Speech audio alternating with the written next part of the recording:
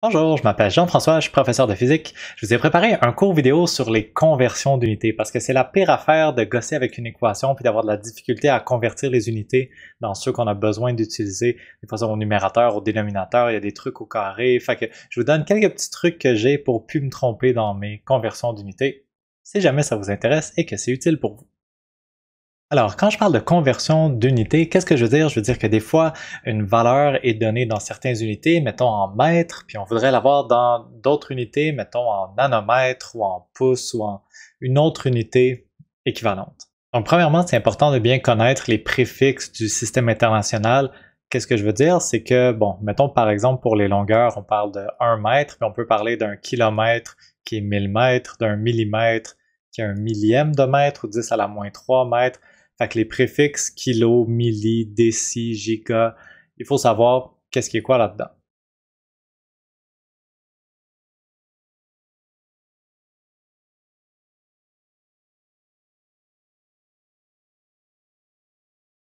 Je vous ai écrit ici une coupe de préfixes, il en existe plein d'autres, là, vous pourrez aller voir Wikipédia pour les connaître, mais il y en a un paquet qu'on connaît là-dedans, les milli pour 10 à la main 3, les kilos, méga, giga, en tout cas, il y en a plein. Donc si par exemple, on vous donne une valeur, donc, on a une longueur d'onde exprimée en mètres, ce qui est déjà dans les unités internationales. Puis là, ça se peut qu'on vous demande, par exemple, dans une question, de convertir ça en nanomètres. Comment on va faire ça? Ma stratégie personnelle, il y a plein de méthodes qui fonctionnent. OK, choisissez ce qui va le mieux pour vous. Ma stratégie personnelle, c'est de prendre le chiffre qu'on a avec ces unités, et de toujours venir le multiplier par une fraction qui vaut 1. On sait qu'on a le droit de multiplier des choses par 1 et que ça ne change rien.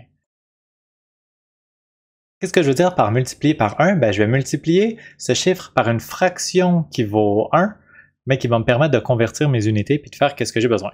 Fait que je vais multiplier ce chiffre par une fraction qui aura donc un numérateur puis un dénominateur. Il faut que le haut puis le bas de cette fraction représentent la même chose. Le but, dans cette question, c'est d'obtenir des nanomètres au numérateur. Moi, j'ai des mètres ici, fait que je voudrais me débarrasser des mètres et je voudrais avoir à la fin des nanomètres. Qu'est-ce que je vais faire? C'est que dans ma fraction, je vais mettre des mètres au dénominateur. Comme ça va permettre à mes unités de venir s'annuler. Puis je vais mettre au numérateur ce que je veux obtenir, c'est-à-dire des nanomètres, nm. Maintenant, pour que j'aie le droit de faire cette multiplication-là sans changer la valeur de la longueur d'onde du chiffre qui est donné, il faut que je m'assure que la fraction vale 1, que le numérateur et le dénominateur sont équivalents. Mon truc pour le faire, c'est de prendre le chiffre qui a un préfixe. Ici, il y a un n nanomètre, c'est lui qui a un préfixe. Mètre, lui, il n'y a aucun préfixe. Fait que c'est de prendre le chiffre qui a un préfixe, d'attribuer la valeur 1, donc 1 nanomètre. Au dénominateur, il faut que j'aille une longueur qui va être équivalente à 1 nanomètre. Et là, je vais aller consulter ma liste, puis je vais voir que des nanos, c'est des 10 à la moins 9. Ça, ce que ça veut dire, c'est que 1 nanomètre, c'est l'équivalent à 10 à la moins 9 mètres. Ça, c'est ce que je vais venir mettre au dénominateur de ma fraction ici. 1 nanomètre, c'est la même chose que 10 à la moins 9 mètres. Cette fraction-là vaut 1. Le numérateur puis le dénominateur sont égales, sont équivalents. Donc, j'ai le droit de multiplier par 1. Qu'est-ce qui va se passer avec mes unités? Les mètres et les mètres vont se simplifier. Les nanomètres, c'est les unités qui vont rester. Ça, je suis content parce que le but du jeu, c'était d'obtenir des nanomètres. Quand je vais pitonner mon calcul, qu'est-ce que je vais faire? Je vais prendre le chiffre qui est là, 5,97 fois 10 à la moins 7. Et là, je vais diviser, parce que la 10 à la moins 9 est au dénominateur, fait que je vais diviser par 10 à la moins 9. Faites attention de mettre des parenthèses comme il faut là, avec la division sur la calculatrice pour que la priorité des opérations fonctionne. Puis quand je fais ce calcul-là, ça va donner 595. Puis les unités qui me restent, c'est des nanomètres. En multipliant par une fraction qui vaut 1, on est toujours capable de convertir les unités puis d'obtenir les unités qu'on veut. Des fois, les situations, là, l'unité que j'avais était déjà une unité internationale en mètres, puis je voulais une autre unité en nanomètres. Des fois, je vais passer d'une unité qui n'est pas internationale. Mettons, je vais passer de centimètres à kilomètres. Mais là, je vais quand même être capable d'y arriver. Regardez bien ça. Donc, si j'ai une longueur en centimètres puis que j'aimerais l'avoir en kilomètres, là, j'ai pas l'unité internationale, le mètre, aucun des deux bords, c'est pas grave. Je pars encore avec mon chiffre. 3 fois 10 à la 5 centimètres. Premièrement, je vais vouloir me débarrasser des centimètres. Je peux le faire en 2 étapes si je veux. On est mieux d'y aller safe avec les conversions d'unités pour pas se tromper. Fait que je vais me débarrasser des centimètres, je vais les amener déjà dans les unités internationales en mètres, puis ensuite je ferai le changement de mètre à kilomètre, puis tout va bien aller. C'est ma stratégie. Fait que comment je fais? Je veux me débarrasser des centimètres, et l'unité internationale, c'est les mètres. Je prends celui qui a une lettre en avant, centimètre, je mets 1. L'autre, les mètres. 1 mètre, ça correspond à 1 centimètre, ça correspond à 10 à la moins 2 mètres. Donc 1 centimètre, c'est 10 à la moins 2 mètres. Ma fraction fonctionne, les centimètres vont se simplifier, puis qu'est-ce que j'ai maintenant? Des mètres. Mais c'est pas des mètres que je veux, c'est des kilomètres. Fait qu'il me reste encore une petite fraction à faire, il n'y a pas de problème. Maintenant, je vais me débarrasser des mètres, je vais les mettre au dénominateur, puis je veux obtenir des kilomètres. Les mètres vont se simplifier. OK, je prends celui qui a un préfixe, le K, 1 km. 1 km, c'est 10 à la 3 mètres. 10 à la 3 mètres. Les mètres se simplifient. Il me reste des kilomètres à la fin. Fait que je prends mon chiffre, je le multiplie par 10 à la moins 2, je le divise par 10 à la 3. Et qu'est-ce que ça me donne au total? Ah ben là, ça tombe-tu bien, ça va donner tout simplement 3 kilomètres. Et c'est ma réponse. Il reste 2 autres situations potentiellement mélangeantes que je veux couvrir. Première situation, des fois l'unité que je veux convertir est au dénominateur plutôt que d'être au numérateur. Dans les problèmes que j'ai fait jusqu'à maintenant, les mètres, nanomètres, centimètres, tout ça était au numérateur. Qu'est-ce qui se passe quand l'unité est en dessous au dénominateur? Je vous donne un exemple. Mettons, je suis en train de faire du vélo, puis je connais le nombre de calories que je brûle en faisant du vélo par mètre de distance parcourue. Je devais donner un chiffre complètement au hasard, j'ai aucune idée si je suis proche d'une valeur raisonnable ou non. Mettons que je dépense 0,4 calories pour chaque mètre de vélo parcouru, des calories par mètre. Puis si quelqu'un voulait me demander de convertir ça dans des unités plus raisonnables pour des distances parcourues en vélo, mettons que quelqu'un voudrait dire « Ok, mais ça fait combien de calories par kilomètre parcouru? » Comment est-ce que je ferais pour convertir mes unités? Ça peut être mélangeant quand c'est au dénominateur. On sait que pour passer de mètre à kilomètre, on devrait faire diviser par 1000, mais là, le mètre est au dénominateur. Mon truc fonctionne quand même. Regardez bien ça. Le chiffre, c'est 0,4 calories par mètre. Je vais encore une fois multiplier par une fraction qui vaut 1. Cette fois-là, le mètre, c'est l'unité dont je veux me débarrasser. Puis le mètre est au dénominateur.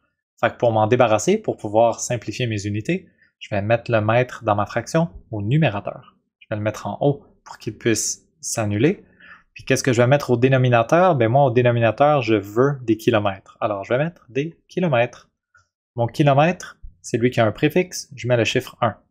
Le mètre qui est là, ben, je vais voir que 1 km, kilo, 10 à la 3. Donc, 1 km, c'est 10 à la 3 mètres.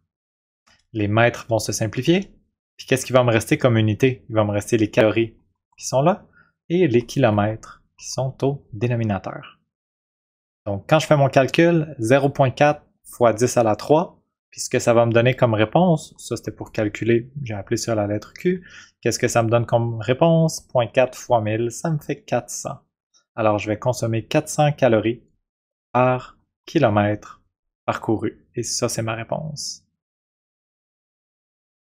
C'est prudent d'y aller avec les fractions qui valent 1 comme ça. C'est plus facile de faire ce genre de calcul-là sans se tromper.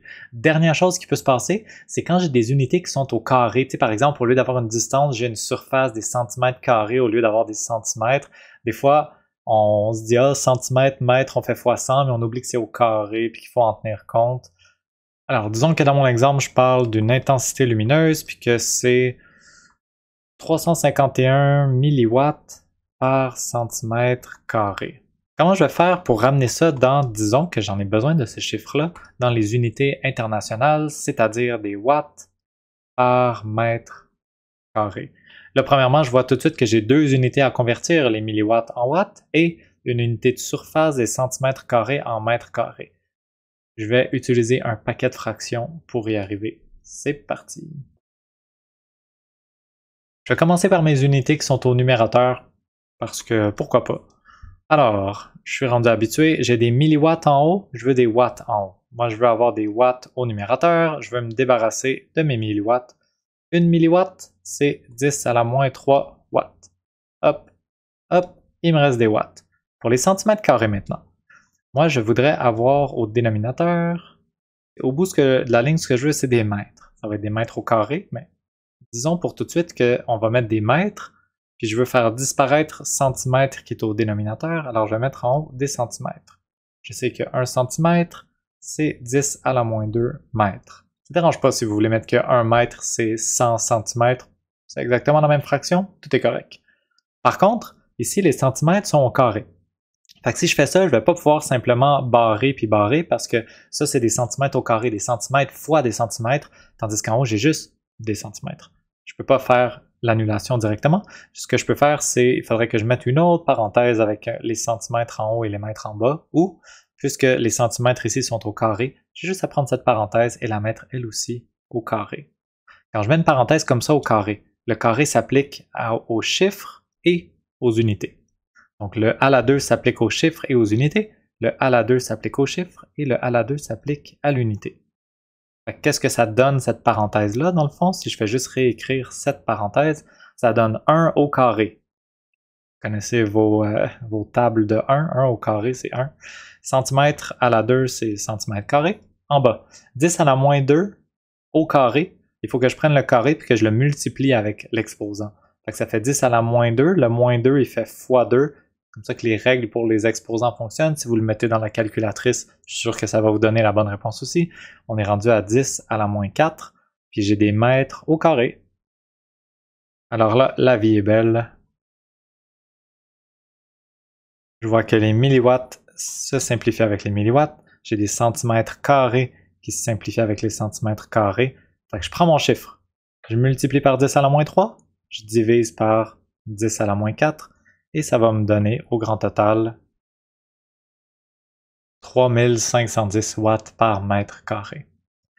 On a couvert pas mal de situations que vous pourriez rencontrer pour les changements d'unité. Je vous ai montré un truc, celui que j'aime utiliser pour ne pas me tromper dans mes conversions d'unités. Puis on a vu quoi faire quand les unités étaient au dénominateur, au numérateur ou au carré, au cube, peu importe. Vous devriez avoir tout ce que vous avez besoin pour gérer habilement vos conversions d'unités. J'espère que ça vous a été utile. Merci d'avoir écouté.